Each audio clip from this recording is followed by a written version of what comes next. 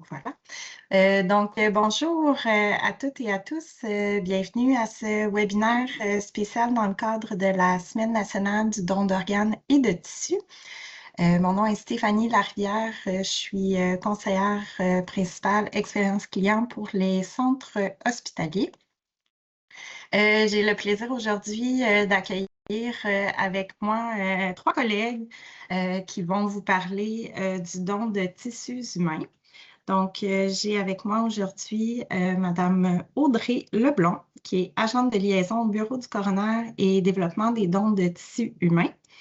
Il y a aussi Madame Sabrina Robichaud, qui est chef du programme de dons de tissus humains ici à EMA Québec, et Dr Christian Renaud, qui est directeur médical, microbiologie et épidémiologie. Donc, je vais maintenant passer la parole à Sabrina. Oui, bonjour tout le monde. Merci d'être là. C'est impressionnant de voir autant de participants et en plus que le chiffre ne cesse de monter. Donc, vraiment content d'être avec vous aujourd'hui. En fait, les objectifs du webinaire, on a vraiment fabriqué un webinaire qui, on espère, va répondre à la majorité des questions qui surviennent le plus souvent. En fait, dans la dernière année, tous les gens du don de tissu qui sont sur le terrain, on a vraiment essayé de voir quels sont les questionnements qui reviennent le plus souvent et de pouvoir vous les expliquer là, dans le webinaire et aussi, des fois, quels seraient les freins à identifier un donneur potentiel ou recommander un donneur potentiel à EMA Québec. Donc, on espère qu'à la sortie de ce webinaire-là, ça va répondre à l'ensemble de vos questionnements. Sinon, bien sûr, on va pouvoir répondre à vos questionnements à la fin, comme l'a dit Stéphanie. Donc, rapidement, les objectifs, connaître les outils pour identifier, recommander les donneuses et les donneurs potentiels de tissus humains et présenter des exemples de bonnes pratiques sur le terrain. Repérer les critères d'exclusion de base et comprendre le sens afin de diminuer les risques d'exclure inutilement des donneuses et des donneurs potentiels. D'ailleurs, mes collègues là, Audrey et Dr Renaud vont vraiment bien vous expliquer tout ça lors de la présentation. Comprendre pourquoi plusieurs recommandations sont nécessaires et connaître les principaux facteurs de qualification du donneur. Connaître les particularités liées au cas pédiatrique, au cas sous investigation du coroner et à l'aide médicale à mourir et en comprendre l'impact sur le don. Et bien sûr, comprendre l'impact concret du don de tissu humain sur les patientes et les patients en attente de greffe. Je vois quelqu'un qui a la main levée. On va prendre votre question à la suite là, de la présentation. Et n'hésitez pas si vous voulez écrire votre question là, dans le chat, là, comme Stéphanie l'a dit, là, on pourra répondre également plus tard. On peut passer à la prochaine diapo. Donc, si on vous fait une petite mise en contexte, EMA Québec, c'est un organisme sans but lucratif qui a été fondé en 1998 et qui a comme mission principale là, de répondre aux besoins de la population québécoise en produits biologiques d'origine humaine. Donc, bien sûr, on connaît très bien le sang et le plasma. Il y a aussi d'autres secteurs d'activité, dont le lait maternel, les cellules souches et les tissus humains. Donc, Stéphanie, je vais peut-être de voir le questionnement de la dame. Et en tout, là, il y a eu environ 800 000 produits là, qui sont distribués là, aux hôpitaux du Québec là, par EMA Québec là, chaque année. Donc, plus concrètement, la Banque de tissus humains, depuis 25 ans, EMA Québec gère la plus grande banque de tissus humains au Canada, qui est aussi la seule banque de tissus humains au Québec. On a de quoi être fiers. EMA Québec, on prélève, on transforme et on distribue les tissus humains sur le réseau québécois.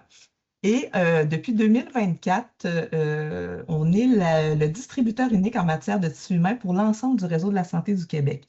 Ce que ça fait, être distributeur unique, c'est qu'avant 2024, les chirurgiens pouvaient faire des commandes de tissus humains, bien sûr, à EMA Québec, mais aussi à d'autres banques de tissus ailleurs dans le monde, notamment aux États-Unis. Maintenant, depuis 2024, c'est EMA Québec qui est le point central des commandes et qui va assurer la distribution soit des produits faits par EMA Québec ou des produits faits par d'autres banques de tissus qu'on ne les produit pas et qui, dans le fond, selon des ententes, là, on va s'assurer de la qualité et de la sécurité du tissu à distribuer. On peut passer à la prochaine. Je vois qu'il y a des gens qui ont des petits enjeux de son. Est-ce que c'est tout le monde? Je ne pense pas, donc je vais poursuivre, mais sinon, dites-moi là s'il y a un problème. Donc, dans les catégories de tissus humains prélevés, traités et distribués par EMA Québec, donc on voit là les grandes catégories, donc les tissus oculaires, les tissus musculo-squelettiques, les tissus cutanés, les tissus cardiaques et les tissus vasculaires. On vous a mis quelques exemples tirés de notre catalogue de produits. Si vous êtes intéressé, si vous êtes curieux de voir l'ensemble des produits qui sont disponibles, ben, le catalogue est disponible sur notre site Internet, bien sûr, hein. Ne pas faire de commandes si vous n'avez pas à faire de commandes de tissus pour les besoins, là, mais quand même, ça peut être intéressant de voir les produits qui sont disponibles, là, il y en a quand même une vaste gamme. On peut passer à la prochaine. Donc, moi, je trouve que ce titre-là, l'effet multiplicateur du don de tissu humain, est complètement valide et très évocateur parce que, dans le fond, ce qu'il faut savoir, c'est qu'un donneur de tissu humain peut donner jusqu'à 20 tissus lors du prélèvement. Donc, c'est la possibilité pour un seul donneur de donner, d'aider à prolonger la vie ou même à sauver la vie ou améliorer les conditions de vie de 20 personnes selon les tissus qui seront prélevés. Et ça, c'est vraiment pas négligeable et c'est vraiment un effet multiplicateur pour chaque donneur de tissu humain. Et je passerai la parole à Dr. Renaud pour la suite de la diapositive. Merci Sabrina. Vous voyez en effet que EMA Québec a produit et distribué là, plus de 4000 tissus qui ont été prélevés chez nos près de 1000 donneurs recrutés. Donc, on voit qu'effectivement, on a distribué beaucoup plus de tissus que de nombre de donneurs qui nous ont été là, référés pour prélèvement. À titre d'exemple, vous voyez en bas, sous la diapo, plus de 1594 cornées ont été distribuées. Ça, c'est autant de chirurgies, de greffes de cornée qui ont permis à des gens là, de reprendre la vue. Vous voyez 4600 tissus musculosquelettiques qui permettent, dans le fond, des reconstructions osseuses ou ligamentaires chez des gens qui ont eu des besoins de chirurgie orthopédique. Chez les greffes cutanées, 2510 tissus cutanés, bien, ça, c'est des pansements qui servent, dans le fond, pour les patients grands brûlés. Et vous avez encore là, 175 tissus cardiaques, autant de chirurgies cardiaques qui ont pu profiter, dans le fond, de ces valves-là qui sont produites. Alors, vous voyez, dans le fond, quand Sabrina parle de l'effet multiplicateur, chaque donneur, dans le fond, peut vraiment mener à plusieurs effets bénéfiques pour les receveurs. Aussi, je voulais vous souligner dans cette diapo, hein, vous voyez 4169 tissus produits par EMA Québec et 7473 tissus distribués et achetés à l'étranger. Donc, ça veut dire qu'EMA Québec produit environ là, un peu plus de 35 des tissus utilisés au Québec. Ceux qui sont achetés peuvent être parfois dus parce que c'est des tissus de spécialité, hein, des tissus qui ont des particularités vraiment uniques qui font en sorte qu'on doit les utiliser ou les acheter dans des compagnies qui ont développé des technologies particulières. Mais aussi, il y a une grande quantité de ces tissus-là que, dans le fond, on pourrait produire à EMA Québec et que là, dans le fond, notre but serait d'atteindre une autosuffisance, c'est-à-dire augmenter les références, augmenter les prélèvements pour vraiment aller maximiser le type de tissu qu'on peut prélever à EMA Québec, notamment parmi les tissus qu'on achète à l'étranger, qu'on pourrait produire en plus grande quantité ici. On pense entre autres aux cornées, aux tissus cutanés ou surtout même les valves cardiaques qui deviennent même parfois compliquées à acheter à l'étranger en raison de la grande demande dans plusieurs pays du monde. Prochaine diapo. Merci beaucoup, Dr. Renaud. Je voulais vous montrer rapidement un peu le continuum hein, lorsqu'il y a un don de tissu de la recommandation qu'on parlait tout à l'heure jusqu'à la greffe. Donc, il y a différentes étapes. On parle notamment de la recommandation qui vient la plupart du temps des professionnels de la santé sur le terrain qui sont en mesure de nous notifier qu'il y a un donneur potentiel et de nous informer de la possibilité d'un don. Ensuite, on vérifie les consentements et je vais très vite sur cette diapo-là parce que mes collègues vont vraiment bien vous les expliquer tout à l'heure. Donc, on vérifie les registres de consentement. Ensuite, l'étape suivante, on qualifie le donneur, on vérifie son admissibilité avec plusieurs moyens qu'on va vous expliquer. Si tout va bien, on passe au prélèvement, ensuite le traitement, la conservation des tissus et la distribution, bien sûr, pour les fins de greffe. On peut passer à la prochaine. Dans le fond, on s'est servi un peu des étapes qui sont propres au rôle des professionnels de la santé pour faire un fil conducteur de la présentation. Donc, parce que nous, on a beau être des experts en tissu humain, d'être en mesure de les qualifier, de les prélever, de les distribuer, mais il y a un petit bout qui nous manque, c'est le bout sur le terrain. Quand il y a un décès qui survient, il faut que vous soyez nos yeux sur le terrain pour être en mesure d'être notifié de donneurs potentiels. Donc, la première étape dans le rôle des professionnels de la santé, c'est bien sûr l'identification de donneurs. Comment on fait pour identifier un donneur? Mais c'est à l'aide de critères d'exclusion qui vous seront très bien expliqués juste après mon intervention, donc je ne vais pas plus loin. Ensuite, il y a la recommandation. Donc, une fois qu'on a vu que c'était peut-être un donneur potentiel, de prendre le téléphone et d'appeler Emma Québec pour nous informer de ce donneur potentiel-là. Donc, nous, on vérifie les registres de consentement, etc. Et ensuite, tout dépendant de la suite des choses, ben, il est possible qu'on demande à, par exemple, une infirmière d'aborder avec les proches la possibilité qu'Emma Québec rentre en contact avec eux. Et encore une fois, ça vous sera très bien expliqué à la suite des choses. Donc, j'en profite pour passer la parole à ma collègue Audrey pour l'étape 1, dans le fond, qui est l'identification. Oui, merci beaucoup, Sabrina. Donc, si on passe là, en fait, à l'identification d'une donneur ou d'un donneur potentiel, à l'aide, en fait, des critères d'exclusion de base, donc, la personne, en fait, âgée de 86 ans et plus ne sera pas un donneur de tissu humain potentiel. Les personnes aussi atteintes de VIH, hépatite B, hépatite C, là, sont également exclues. Lorsqu'il y a aussi infection systémique active et non traitée au moment du décès, là, ça fait en sorte que le don des tissus humains n'est pas possible. Les cancers sanguins aussi, là, quand on parle de lymphome, leucémie, maladie d'Hodgkin, myélome multiple, là, sont des critères d'exclusion. L'Alzheimer, le Parkinson, les démences d'étiologie inconnue. La sclérose latérale amyotrophique et la sclérose en plaques aussi sont des critères d'exclusion.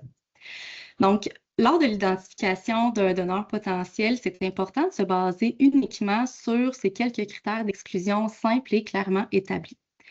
Ces critères-là, en fait, ça permet un tri rapide et sécuritaire sans entrer dans une analyse complexe. De se limiter à ces critères de base-là, c'est essentiel pour éviter l'auto-exclusion. Trop souvent, des donneurs potentiels ne sont pas référés parce qu'on anticipe à tort qu'ils ne seront pas admissibles. L'objectif, c'est de référer, en fait, dès qu'il n'y a pas de contre-indication évidente qu'on vient juste de passer ensemble. Le rôle des équipes cliniques, c'est vraiment d'identifier et de référer. L'évaluation complète du donneur potentiel va relever là, des équipes d'Emma Québec qui, eux, disposent d'outils, de protocoles, puis aussi de l'expertise pour analyser chaque situation en détail. Donc, en cas de doute, il faut référer. Il ne faut pas tenter là, de faire une évaluation approfondie. Chaque référence permet là, d'évaluer un potentiel de don, puis peut ultimement faire une différence, puis pour un receveur. Donc, en appliquant uniquement les critères de base, puis en référant systématiquement, on réduit grandement les occasions manquées. Sachez aussi que les critères d'exclusion peuvent être appelés à être modifiés et à évoluer. Comme par exemple, dorénavant, pour les donneurs de cœur, l'âge passe de 60 à 70 ans. On peut passer à la prochaine. En fait, c'est possible de revenir à la diapo précédente, la diapo 12. J'ajouterais quelques légères précisions sur les critères là, qui ont été établis. Dans le fond, ces critères ont été choisis pour faire un tri parce que ce sont des critères qui sont facilement objectivables et aussi certains de ces critères-là, dans le fond, font partie littéralement des critères qui sont mentionnés dans les normes. Donc, c'est des critères sur lesquels on a très peu d'interprétation à faire. Entre autres, l'âge des donneurs vont influencer sur la qualité des produits de tissus et elle peut varier en fonction des différents types de tissus. Les infections VIH, hépatite B, hépatite C, elles peuvent être actives ou guéries et dans tous les cas, il va s'agir d'une interdiction. Pour les infections systémiques, c'est un peu plus nuancé. En fait, dans les différents critères qui sont mentionnés sur la carte, c'est probablement celui qui reste un peu le plus vague. Alors, il va de soi qu'un patient qui décède d'un sepsis avec des hémocultures positives, par exemple, est clairement pas éligible au don de tissu. Mais si jamais vous avez le moindre doute, par exemple, un patient avec une pneumonie ou une pyélonéphrite ou autre infection partiellement traitée ou d'origine incertaine n'hésitez pas enfin à nous les recommander. Et de toute façon, tous les dossiers des donneurs sont révisés par un des directeurs médicaux. Donc, on va vraiment nous analyser le type d'infection, on a accès aux cultures, on a accès au traitement que le patient a reçu et on va pouvoir déterminer, dans le fond, s'il répond ou non aux critères d'infection systémique. Donc, vraiment, n'hésitez pas dans ces cas-là si vous avez le moindre doute. Finalement, pour les critères suivants, cancer hématologique, eh bien, la raison est simple, c'est qu'on pense qu'il peut y avoir un risque théorique de transmission de ces cancers-là par les produits humains, que ce soit le sang ou encore les tissus, les cellules souches. Donc, dans toutes les normes, c'est tout le temps interdit d'accepter ces donneurs. Et finalement, pour ce qui est des maladies neurologiques, Alzheimer, Parkinson et démence ont des similitudes avec les maladies à prions. Et dans ce contexte-là, toutes les formes, dans le fond, de maladies à prions sont des interdictions strictes. À titre d'exemple, vous savez, le Québec va déclarer en moyenne 8 à 15 cas de maladie de Creutzfeldt-Jakob classique, qui est la maladie à prions la plus fréquente qu'on a là, tout partout dans le monde. Donc, toute petite similitude qui pourrait laisser suspecter sont considérées, dans le fond, comme des critères d'exclusion. Alors, c'est vraiment considéré comme une exclusion préventive pour s'assurer qu'il n'y a pas d'enjeu de reconnaissance de ces maladies-là. Et finalement, la sclérose en plaques et la sclérose latérale amyotrophique, c'est probablement parmi les critères celui qui pourrait éventuellement évoluer dans le temps, c'est-à-dire pendant longtemps, on a pensé qu'il peut avoir une origine infectieuse à ces maladies-là. De plus en plus maintenant, on sait que ce n'est pas le cas, mais elles sont encore soulignées dans les normes et dans les critères de sélection. Donc, il est possible qu'un jour, ça change, mais pour l'instant, ça fait partie encore là, des recommandations strictes de toutes les organisations qui font la réglementation. Pour la prochaine diapo, dans le fond, je vais vous souligner, EMA Québec doit se conformer, dans le fond, à certaines de ces réglementations-là. Évidemment, les normes de Santé Canada, auxquelles on n'a pas le choix là, de se conformer. Il existe aussi les normes CSA, qui sont l'Association canadienne de normalisation. L'organisme CSA va rédiger des normes pour plusieurs produits humains, que ce soit les cellules souches, le sang, ou encore les tissus. Donc, vraiment, c'est des normes auxquelles on va se fier. Et il y a aussi d'autres normes auxquelles on n'est pas obligé nécessairement de se conformer, mais qu'on va suivre de près. Il s'agit là, des normes de l'AATB, qui est l'American Association of Tissue Bank, et aussi l'EBAA, qui est le Eye Bank Association of America. Donc, on va vraiment consulter ces normes-là pour voir un peu qu'est-ce qui est fait, entre autres chez nos collègues américains ou dans les autres banques de tissus à l'international, pour vraiment s'ajuster en fonction de ce qui est fait ailleurs. Dernier point qui est intéressant, c'est que ce ne sont pas toutes les maladies ou tous les critères qui sont réglementés. Donc, certaines d'entre elles vont vraiment être un peu laissées à la discrétion du directeur médical. Donc, les médecins de la Banque de tissus à EMA Québec ont la discrétion parfois d'accepter certains critères ou non. Souvent, ça fait suite de discussions internes ou d'évaluation de risque qu'on peut faire aussi. Donc, vraiment, ce qui est bien dans tout ça, c'est qu'EMA Québec a des représentants sur certains de ces groupes-là, notamment CSA ou la ATB. Et on peut aussi influencer les normes dans l'avenir en disant, ben, on va essayer d'amener des arguments qui vont permettre, dans le fond, de pouvoir changer ces critères-là dans le temps si on pense que c'est sécuritaire de le faire. Prochaine diapo. Parfois, la question nous vient de dire, ben, pourquoi vous acceptez un donneur de sang ou un donneur d'organes qui aurait une maladie alors que le don de tissu, lui, est interdit? Bien, il y a différents éléments qu'on va tenir en compte. D'ailleurs, il y a la compatibilité biologique requise, hein, ça peut être la taille du tissu qui peut influencer. La rareté des produits humains, comme par exemple un organe qui est beaucoup plus rare, mais on va peut-être permettre d'accepter des maladies ou des risques qui seraient un peu plus grands, alors qu'un produit qui, lui, est facilement accessible, ben, dans le fond, on aurait des critères plus stricts pour vraiment minimiser le risque au maximum. Le risque peut varier selon le produit humain et selon l'agent pathogène. Comme par exemple, on sait que la tuberculose, la rage ou les maladies à prions se transmettent très peu ou pratiquement pas par les produits sanguins. Donc, au fil des dernières années, on a pu alléger certains de ces critères, notamment sur la maladie du variant de Creutzfeldt-Jakob. Mais pour ce qui est des dons de tissus, le risque est probablement plus grand parce que ce sont des virus ou des pathogènes qui vont se loger vraiment dans les tissus et non pas dans le sang. Alors, ça fait en sorte que, oui, parfois on va permettre un donneur de sang ou un donneur d'organes et non pas nécessairement pour un don de tissu. La présence ou l'absence de vascularisation des tissus, le fait que les tissus sont décellularisés ou non. Un tissu qui est décellularisé, dans le fond, va avoir des étapes supplémentaires qui vont tuer ou tuer des pathogènes ou réduire le risque de transmission de maladies. Donc, ça peut aussi faire en sorte qu'on pourrait se permettre des critères un peu plus souples.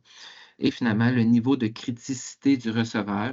Hein, à titre d'exemple, les receveurs d'organes, certains d'entre eux vont être très malades jusqu'à la toute fin et rarement peuvent même aussi en décéder en attente d'un organe, ce qui est rarement le cas pour un receveur de tissu.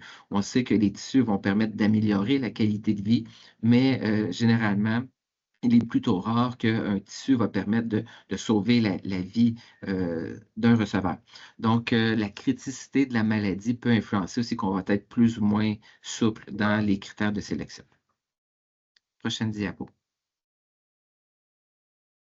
Donc, l'importance d'identifier rapidement les donneurs potentiels. La rapidité, c'est un facteur déterminant en don de tissu humain. C'est vraiment essentiel d'identifier les donneurs dans l'heure suivant le décès ou de façon précoce dans un contexte d'aide médicale à mourir.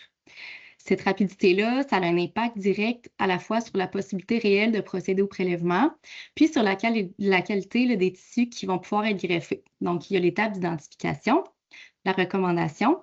Ensuite, on va procéder à la vérification des consentements, donc à la Chambre des notaires et au registre de l'assurance maladie du Québec. Il y a la qualification du donneur, l'évaluation du dossier, le transport aussi du donneur et ou du préleveur selon la situation, l'examen physique, la préparation du donneur et enfin le prélèvement. Donc, plus un donneur potentiel est identifié tôt, plus on augmente les chances de pouvoir procéder au prélèvement. À l'inverse, un délai peut compromettre complètement la possibilité de don, même si la fenêtre maximale est de 24 heures après le décès pour pouvoir effectuer le don. Ce délai-là inclut plusieurs étapes essentielles qu'on vient juste de voir ensemble. Donc, plus la référence est tardive, moins il reste de temps pour compléter le processus qui peut mener à un refus ou à une impossibilité de prélever. Après le décès, les tissus commencent déjà à se détériorer naturellement. Donc, une prise en charge rapide permet de préserver leur qualité, ce qui est essentiel pour assurer leur viabilité puis l'utilisation chez les receveurs. Donc, pour les cornées, le facteur temps, c'est encore plus critique. Donc, plus le délai entre la systolie et la mise en conservation est court, meilleure sera la qualité du tissu. Une cornée de meilleure qualité aussi, ça augmente significativement les chances de succès puis de la greffe puis les résultats pour le patient. Alors, identifier rapidement un donneur potentiel, c'est ce qui fait vraiment la différence entre un don possible ou non, entre un tissu qui est utilisable et optimal. Donc, ce qui est à retenir en fait ici, c'est que chaque minute est importante et chaque minute compte. On peut penser à la prochaine. J'ajouterais à ça, Audrey, aussi, dans le fait que les directeurs médicaux d'Héma-Québec, on Oui, y garde aussi et on est soumis aux mêmes restrictions de temps. Donc, à tout moment, dans le processus, on peut être consulté pour dire OK, on a ce donneur-là, voici les critères, est-ce qu'on l'accepte, est-ce qu'on continue? Donc, nous aussi, on doit répondre rapidement en tout temps pour s'assurer de la fluidité, dans le fond, du processus et que tout se passe bien. Tout à fait. Merci, Victor Renaud. On peut passer à la prochaine.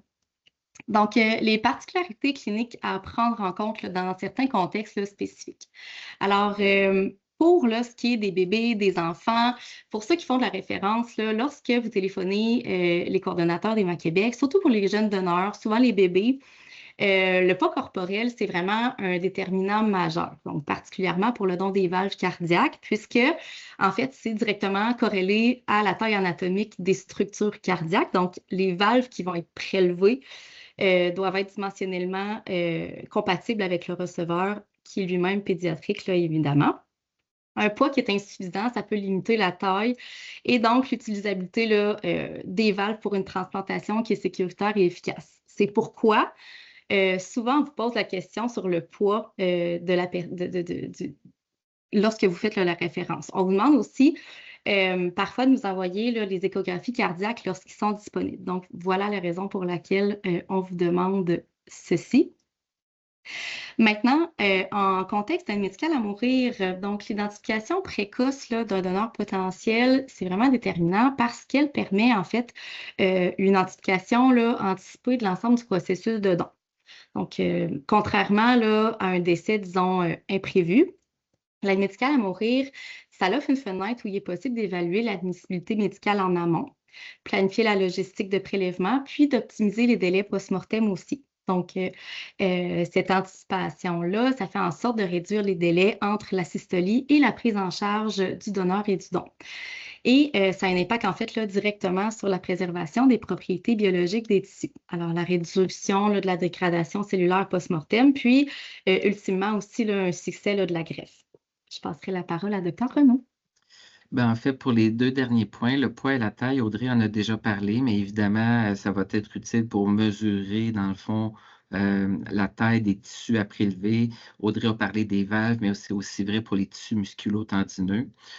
Aussi, ça peut avoir un impact sur la capacité technique des équipes de prélèvement. Mais aussi, le dernier point, c'est l'hémodilution. L'hémodilution, c'est un concept qui, comme clinicien, où j'ai travaillé en centre hospitalier plus de 10 ans avant d'arriver à Emma Québec, j'avais jamais entendu parler.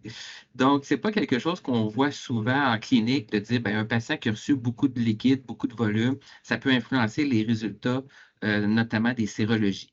Mais quand on y pense, dans un contexte pré-mortem, à ce moment-là, il peut arriver que dans un contexte de réanimation, certains donneurs décédés ont pu recevoir plusieurs litres de liquide et de produits sanguins, pouvant mener à une hémodilution de plus de 50 de leur volume circulant. Et en plus de ça, une fois le décès, on peut imaginer que l'homéostasie au niveau des vaisseaux peut parfois aussi être influencée et faire en sorte que le liquide extravasculaire peut revenir en intravasculaire et vice-versa. Donc, il y a une littérature qui existe qui explique que si le sang du donneur est trop dilué, mais il existe un risque potentiel que les tests de sérologie ou de PCR pour les différents virus puissent mener à des résultats faussement négatifs. Donc, on diminue la sensibilité de ces tests-là parce qu'on dilue trop le sang du donneur.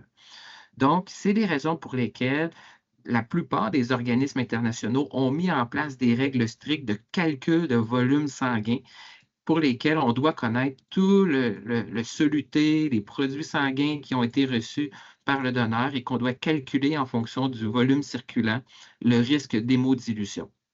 Donc, c'est un concept qui est assez propre aux donneurs de tissus et qui peut-être un jour va être appelé à changer, mais pour l'instant, on doit s'y conformer puisqu'il fait partie de la réglementation.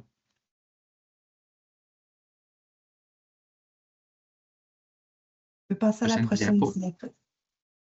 Merci beaucoup à vous deux. Je suis sûre qu'il y a eu plusieurs personnes qui ont compris bien les choses et le sens de bien les choses par rapport aux dents de tissu. Donc, si on continue avec la séquence, donc le numéro 2, c'est vraiment la recommandation. Donc, je vais passer très rapidement, mais vous savez qu'il y a 2 procédures en ce moment en vigueur pour faire la recommandation. Donc, la procédure qu'on dit plus classique, donc après le décès, identifier le donneur et faire les prochaines étapes. Sinon, avant le décès, donc en 2023, devant la montée là, quand même là, constante là, des demandes d'aide médicale à mourir, on a décidé là, de faire une procédure spécifique à ce soin de fin de vie-là pour faire en sorte que le donneur que le donneur potentiel puisse entamer certaines étapes de son vivant, dont l'enregistrement de son consentement, donc ce qui n'est pas possible, bien sûr, avec la procédure classique.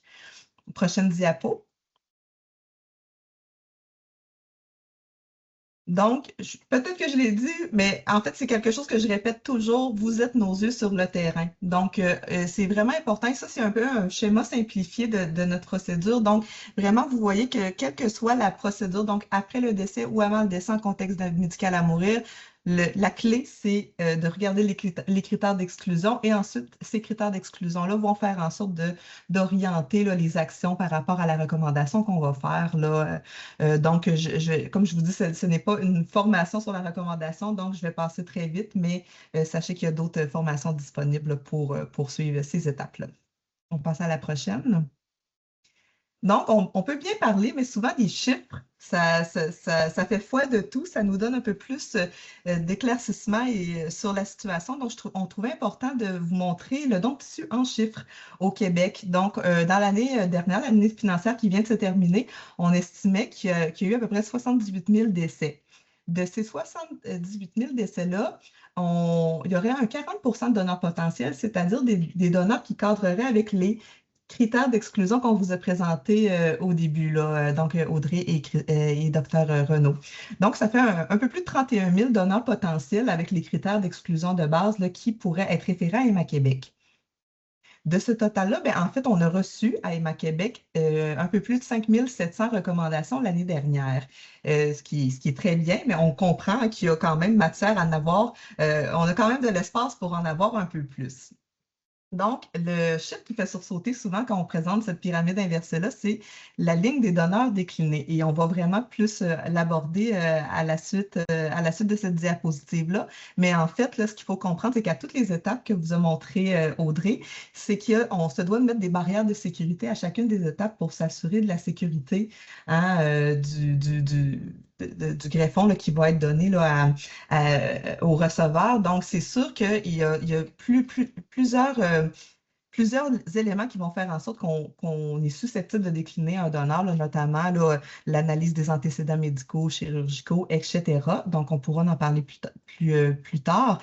Mais ce qui fait en sorte que l'année dernière, on a prélevé un petit peu plus que 1000 donneurs au niveau là, d'Héma-Québec qui ont permis de distribuer là, un certain nombre de tissus pour les receveurs du Québec. Je passe la parole à Audrey.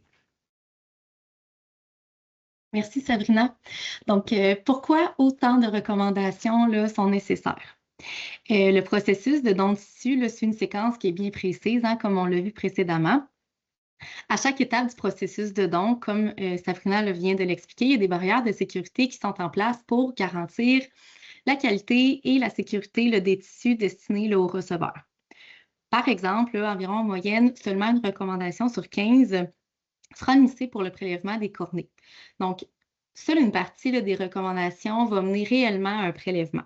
Il faut aussi comprendre que chaque étape dépend de la précédente. Donc, si une information est manquante, si un délai est dépassé ou si un critère n'est pas respecté, ça peut compromettre en fait l'ensemble du processus. On n'est pas dans une suite d'actions indépendantes, mais plutôt dans une chaîne continue où chaque maillon là, est essentiel. Le nombre élevé de recommandations peut parfois surprendre, hein, mais il est vraiment essentiel. D'abord parce que plusieurs donneurs potentiels ne seront plus admissibles après une évaluation qui est plus approfondie. Donc, on doit élargir le filet de sécurité du départ pour ne pas passer à côté d'opportunités qui sont réelles. Ensuite aussi, certaines contre-indications sont identifiées juste à des étapes plus avancées dans le processus. Donc, sans recommandation initiale, ces cas-là ne seraient jamais évalués. De cette façon-là, ça permet d'assurer un équilibre entre des priorités, donc maximiser les possibilités de dons, tout en garantissant la sécurité des receveurs et aussi de répondre aux besoins chirurgicaux. Chaque recommandation, en fait, c'est une porte ouverte à une possibilité de don. Même si elle ne se concrétise pas toujours, le succès du don de tissu, en fait, ça repose sur la rapidité, la rigueur, puis surtout, ça débute en fait avec vous qui êtes sur le terrain, qui faites des références là, au quotidien. On peut passer à la prochaine. Donc, les bonnes pratiques pour l'identification puis la recommandation sur le terrain. Donc, l'identification puis la recommandation, ça repose avant tout sur des habitudes de pratique simples et constantes. D'abord, l'identification doit devenir en fait un réflexe. Donc, chaque patient qui est admissible devrait être considéré comme un donneur potentiel sans attendre d'avoir une certitude. concrètement, là, plusieurs stratégies facilitent là, cette étape-là. Donc, certains vont faire l'utilisation d'un formulaire d'identification qui est directement annexé au dossier médical du patient. Ça permet de standardiser la démarche, là, puis d'éviter certains oublis. Il y a aussi certains établissements qui ont centralisé la recommandation des donneurs de tissus humains au département de l'admission. Aussi, les outils qui sont mis à votre disposition sont là pour vous soutenir. Donc, les affiches dans les unités, comme Sabrina vient tout juste de présenter. Les cartes mémoire aussi. Il y a aussi les guides des professionnels puis des familles. Ça sert en fait là, de rappel visuel, puis ça permet de valider rapidement les critères. Au-delà des outils aussi, bon, il y a le travail d'équipe aussi là, qui est essentiel, hein, se parler, se valider entre collègues, se rappeler mutuellement de faire une recommandation, là, c'est souvent des petits gestes qui font quand même toute une différence.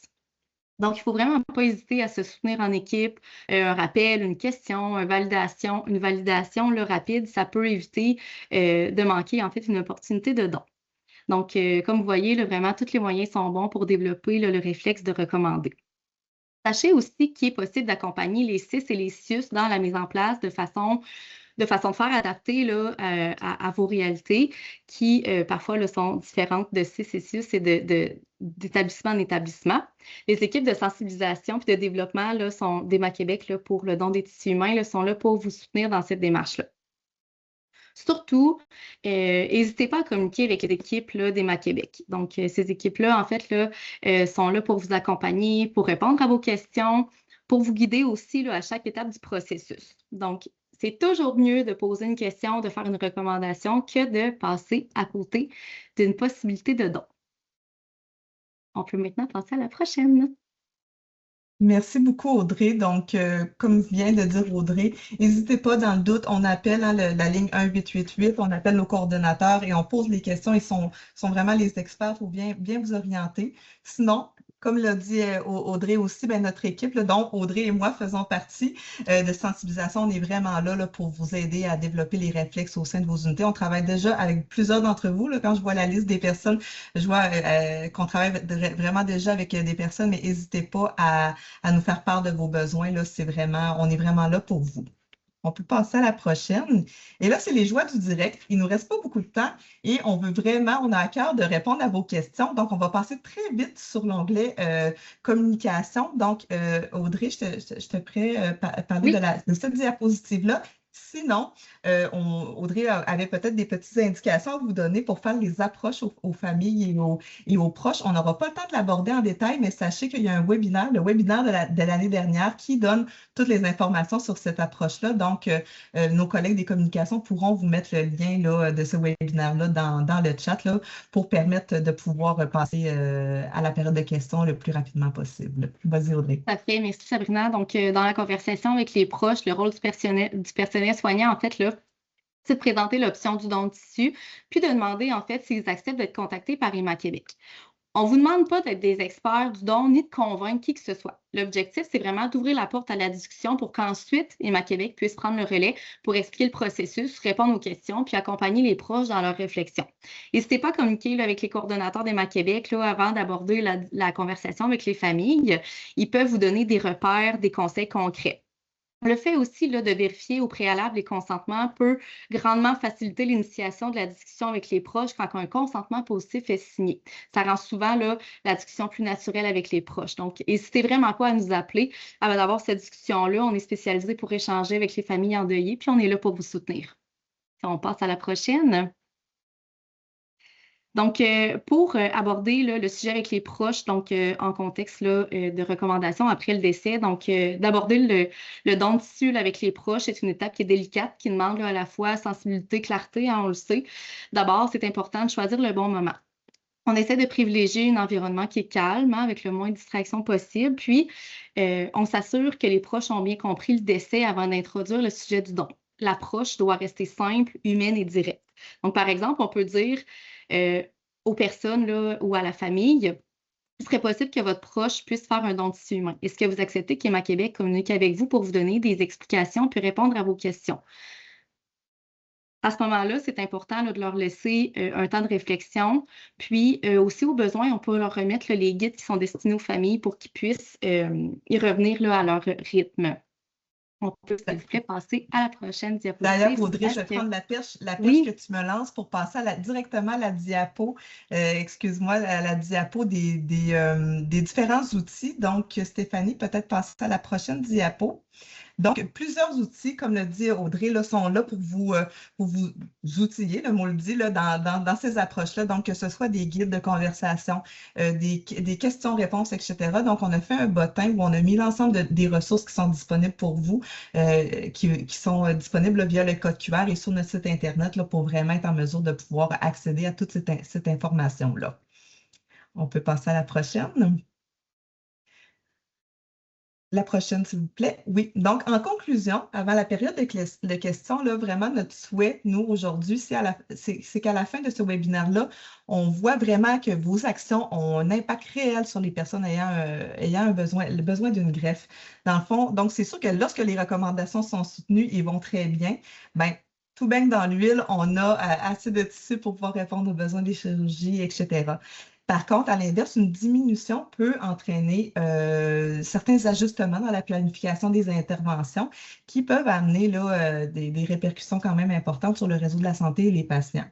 Sachez qu'on a quand même des plans de contingence, on a la possibilité de commander des tissus ailleurs. Donc, en principe, là, la sécurité des patients n'est pas compromise, là, je vous rassure. Par contre, c'est clair que Dr Renaud tout à l'heure parlait d'autosuffisance. Donc, cette autosuffisance-là ne pourra pas être possible si on n'est pas notifié lorsqu'il y a des possibilités là, de dons. Là. Donc, vous avez vraiment un impact majeur et vous pouvez faire la différence avec nous. Là. Dans le fond, on comprend qu'on est tous des partenaires de la même équipe qui travaillons ensemble pour répondre aux besoins des patients du Québec. Donc, et on a tous le même but, c'est d'améliorer la qualité de vie et même de prolonger la vie des patients de notre province. Donc, on fait équipe. Puis merci. Je parle comme si vous ne le faisiez pas déjà. Vous le faites déjà. Merci de faire équipe avec nous depuis 25 ans. Là, sans vous, c'est clair qu'on n'aurait pas pu répondre à ces besoins-là là, jusqu'à maintenant. Donc, merci vraiment. Puis, on va pouvoir passer à la période des questions maintenant. Je pense que c'est bien attendu cette période. Merci beaucoup à vous trois. C'était très intéressant. Donc maintenant, je vais activer, je vais autoriser les micros, les caméras. N'hésitez pas, on aime ça vous voir si vous voulez ouvrir vos caméras, ça va nous faire plaisir. Donc, je vois que ça a suscité beaucoup de questions, donc on va essayer d'en passer quelques-unes. Je ne pense pas qu'on va avoir le temps de tout passer. Donc, il y a Mme Sylvie Moras qui demandait, on nous avait informé que maintenant les donneurs potentiels étaient éligibles jusqu'à 86 ans inclusivement. Donc, ça, je pense que c'est un petit, sur notre site web, elle dit que c'est 85, donc 85, 86. Donc, je peux répondre. Donc, oui, donc c'est jusqu'à 85 ans. Donc, le jour de nos 86 ans, le matin de nos 86 ans, on ne peut plus être donneur de tissu, malheureusement. Donc, ça s'arrête vraiment à 85 ans. Oui. L'âge maximal. Oui. Parfait. OK, j'ai Madame Wendy Sherry du CUSUM qui aurait deux questions pour vous. Donc, si la famille n'est pas à l'aise Il n'y a pas eu le temps de se faire accumuler de la poussière. Oups, on va juste... Je pense qu'il y a un micro qui devrait être fermé. Un petit micro, oui. Parfait, je vais reprendre ici la question. Clémence, je ne sais pas si tu veux regarder pour muter. Donc, si la famille n'est pas à l'aise de faire don de l'ensemble de l'œil, peut-être se contenter de donner les cornées. Elle semble dire que c'est une préoccupation majeure au sein de certaines communautés culturelles. Donc, je ne sais pas si quelqu'un a la réponse, veut se lancer. Dans le fond, on pourrait parler du consentement en ce moment, puis Audrey, là, revient à mon aide là, si jamais je n'ai pas la bonne réponse. Mais en fait, là, en ce moment, le consentement, la façon qu'on le fait, c'est on demande le consentement pour l'œil complet parce qu'on peut soit faire le prélèvement de la cornée ou du globe. Et en ce moment, le consentement, là, fait l'amalgame des deux. Donc, en ce moment, la façon dont le consentement est fait, effectivement, là, on ne peut pas choisir là, seulement la cornée là, pour le moment. Il est pas, comme disait Dr. Renaud tout à l'heure, on est ouvert à l'amélioration de tout. Donc, il n'est pas impossible qu'un jour, le consentement se fasse là, dans deux catégories, mais pour l'instant, c'est vraiment l'ensemble là, de l'œil qui est mentionné lors de l'enregistrement. Super, merci. Il y a Marie-Noëlle Penneau qui demandait c'est quoi les particularités concernant les patients qui ont eu des traitements de chimiothérapie et concernant le don de tissus humains? Ben, en lien avec cette question-là, dans le fond, on ne tient pas nécessairement compte de la chimiothérapie, peu importe le type de chimiothérapie que la personne a reçu ou n'a pas reçu. Ce qui fait vraiment office là, de critère, c'est avoir le cancer actif ou pas. Et à ce moment-là, dans le fond, certains types de cancers peuvent être acceptables pour les dons de cornée ou les dons de valves, alors que d'autres types de cancers vont les rendre non éligibles. Alors vraiment, c'est pour ça que les cancers autres que hématologiques ne figurent pas sur le carton, donc vous nous les référez quand même. Et puis, c'est nous qui allons évaluer là, en fonction des types de cancers que les donneurs ont pour voir si on peut ou pas aller prélever des tissus chez ces personnes-là. Donc, pour une réponse courte, la chimiothérapie, dans le fond, ne devrait pas influencer quoi que ce soit là, dans la décision. Super, merci beaucoup. Il y a Madame Mélanie Rivard qui demandait est-ce que la distance est un enjeu important?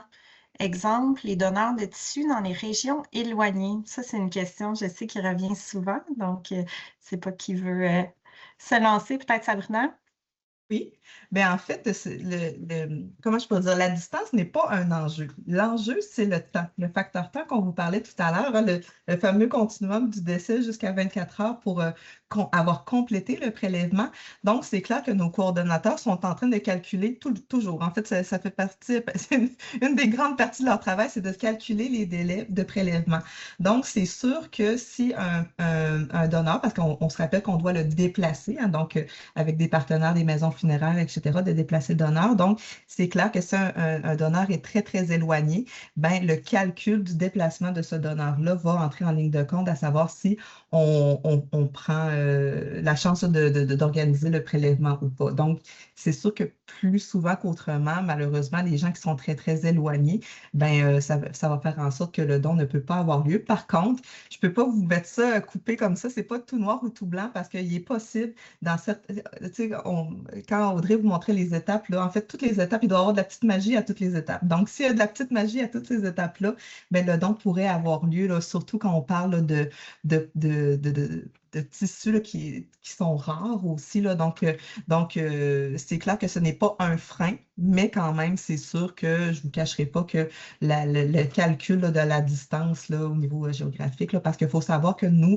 notre centre de prélèvement de tissus humains, il est basé à Québec, donc on se doit d'amener le donneur vers nos installations à Québec, donc tout repose sur le transport. Pour les cornées, par exemple, il y a certains préleveurs qui sont basés dans certains hôpitaux. Vos hôpitaux, sans doute, vous connaissez certains de nos collègues, donc il est possible là, de pouvoir prélever directement dans certains hôpitaux, mais quand même, là, le facteur temps là, fait foi de tout dans notre cas. Merci, Sabrina. Donc, autre petite question de Madame Sophie Leduc.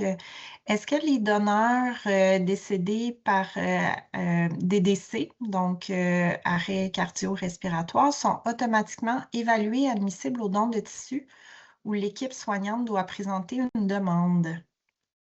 Je peux répondre à cette question-là, là, si vous voulez. Donc, effectivement, là, Héma-Québec et Transplant Québec, là, on est deux organismes là, différents, mais qui ont quand même là, des missions complémentaires, ce qui fait en sorte que, d'abord, lorsque un donneur est en DDC ou DDN là, en CH, en centre hospitalier, il va d'abord y avoir le don d'organes qui va être fait, puis on travaille ensemble conjointement, là, Québec Transplant et Héma-Québec, lorsque ce sont des donneurs dits conjoints, donc qui peuvent être aussi là, des donneurs de tissus.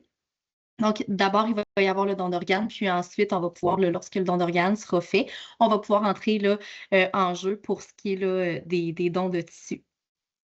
Donc, c'est pas, ça ne fait pas en sorte là, que ça ne peut plus pas fonctionner par rapport là, aux dons de tissus humains là, avec Héma-Québec. Génial, merci beaucoup. Merci, Dr. Renaud. Je vois que vous êtes allé aussi répondre à certaines questions dans la boîte de dialogue. C'est super. Je ne sais pas si on avait d'autres questions. Je pense qu'il y a une main levée. Je viens de voir une petite main qui s'est levée. Peut-être qu'il s'est retiré Oui, rapidement, c'est ça, mais ça semble, elle semble avoir disparu. Sinon, j'ai une autre question ici de Madame Caterina. Lorsqu'on parle des critères d'exclusion, les patients ayant du cancer du sang étaient exclus. Les patients en rémission et guéris sont-ils exclus aussi? Ou on parle seulement des patients malades actuellement atteints? Ben, effectivement, ils peuvent redevenir éligibles 5 ans après leur rémission. Excellent, on aime ça. Belle réponse claire. Et à ce Euh, moment-là, ils vont être éligibles à tous les tissus qui pourraient s'appliquer. Tout type de tissu. Excellent. Merci. Madame Héloïse Germain ici qui demande qui est au 6MC. Donc ça, c'est quoi déjà MC? Montérégie-Centre, je pense. Oui, exact. Donc, qui demande notre centre hospitalier un algorithme qui réfère à Transplant Québec. Doit-on la revoir ou il y a une Donc, bonne question ici. Je sais qu'on a des agents de sensibilisation là, sur le terrain. Vas-y, Sabrina. Oui, ben en fait, il y a les deux organismes responsables des dons, donc le Transplant Québec pour le don d'organes, Emma Québec pour le don de ça. On a chacun nos affiches, là, comme je vous ai montré tout à l'heure, là, nos procédures. Là. Donc, il est possible que sur votre département, vous ayez vu seulement l'affiche de Transplant Québec et non celle d'Emma Québec. Là. On va voir à ce que nos agents de sensibilisation là, puissent aller s'assurer que tout le matériel soit disponible là, sur les unités de soins. Mais c'est ça. Donc, oui, on a aussi une procédure là, qui est habituellement suivie là, sur la plupart des départements, mais il est possible là, que dans le vôtre, là, ce ne soit pas indiqué. Et sachez, là, comme le disait Audrey, qu'on a aussi des donneurs conjoints. Donc, souvent, lorsqu'il y a don d'organes ou il y a vérification de l'admissibilité au don d'organes, ben, on peut être notifié là, de la part de nos collègues de Transplant Québec là, pour faire le don de tissu également. Super. On aurait le temps pour une dernière question. Ben, Stéphanie, je vois, moi, qu'il y a Oui. aussi une question sur le critère là, des hommes ayant des relations sexuelles avec d'autres hommes. Fait que dans le fond, Oui. on pourrait quand même souligner, c'est un exemple de beau changement qu'on a eu dans les dernières années, où après discussion sur les différents organismes régulateurs, dans le fond, on a pu faire changer ce critère-là. Fait qu'effectivement, là, depuis 1 an environ, la norme a changé maintenant et puis elle permet aux hommes qui ont eu des relations sexuelles avec d'autres hommes de pouvoir donner des tissus. Toutefois, il y a quand même des critères qui continuent à s'appliquer, qui vont faire en sorte qu'elles vont maintenir en place certaines barrières, entre autres, là, est-ce que la personne a eu plus un partenaire dans les 3 derniers mois ou encore d'autres questions là, qui vont permettre de limiter quand même le risque d'infection transmise sexuellement. Donc, oui, c'est quand même une belle progression de changement de critères, là. Donc, il ne faut pas là, se restreindre à ça pour bloquer les références.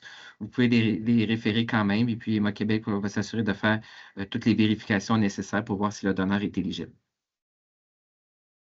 Génial. Merci beaucoup, Dr. Renaud.